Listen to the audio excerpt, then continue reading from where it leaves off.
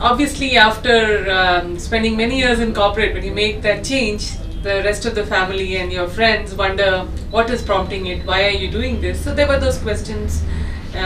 What made it even more exciting for me and of course difficult for my family is both Ganesh and I started the customer asset together. So that was a big shocker for them. Both of you, what's going to happen?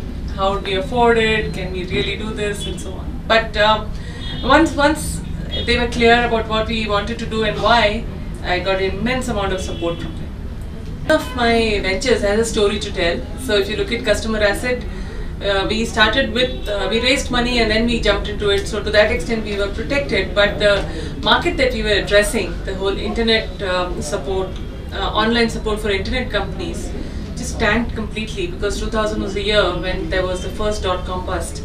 So it was very tough because we had to come up with a whole new business model, and that business model needed much more funds than what we had raised. So going back and trying to figure out how to make it work, it was a challenging moment, but obviously we weathered through that and built a very solid business that we then sold to ICICI a few years later.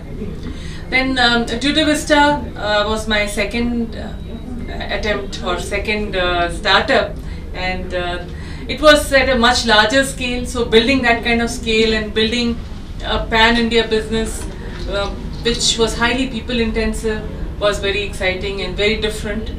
And thereafter, after customer asset and Tutor Vista, now we have a number of startups that are each one is at a different stage. And I would say that we have some which are in infancy, some are teenagers, some are slightly more mature adults, and they require different kinds of support and different challenges. The one that I run on a day-to-day basis, of course, is Portea Medical, which is extremely passionate because it's very close to my heart in terms of the kind of impact that it has. And it's medical services, it's people-oriented, it uses a lot of technology, so there are challenges and there's excitement on every aspect of it, so it keeps me busy all the time. So there are 2 or 3 things that I try and do all the time. Firstly, to have reasonable clarity of where I am going. Of course, as an entrepreneur, you can't be fixated that this is what you're trying to build. Things move and change, but at any point in time you need to be very clear what you're trying to do so that you can get everybody else excited and enthused about that vision. The second thing is immense amount of patience and perseverance. Things do not go as per your plan. The whole point of a startup is that you don't know really what's going to come. So that kind of unpredictability can phase you at times, but being persistent and being willing to take on whatever gets thrown at you and still keep going, I think it's a very, very important thing.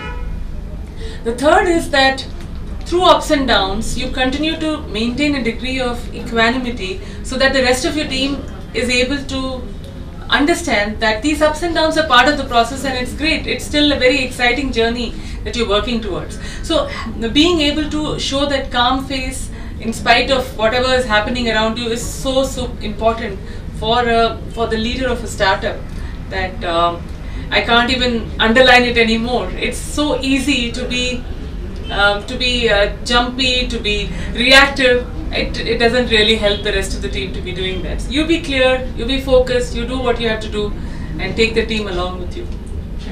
Every step you keep taking decisions which you think are right at that moment, and if you go back you may feel that you should have done something differently.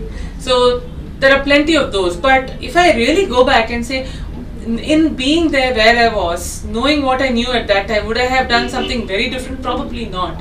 So hindsight is great and very helpful, but what you have is only that situation. You don't have the benefit of hindsight.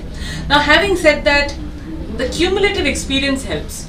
So as you go on and learn from what you've done in the past and how things have evolved, the way we do things today is absolutely a cumulative of all the experiences that we've had, and I would believe that we are a much better entrepreneur or a much better leader as a result of that. So that's something which is very, very helpful. So it's like practice makes you perfect. You keep on becoming starting companies, selling them, start again, sell them. You are bound to do a better job as you go on. So.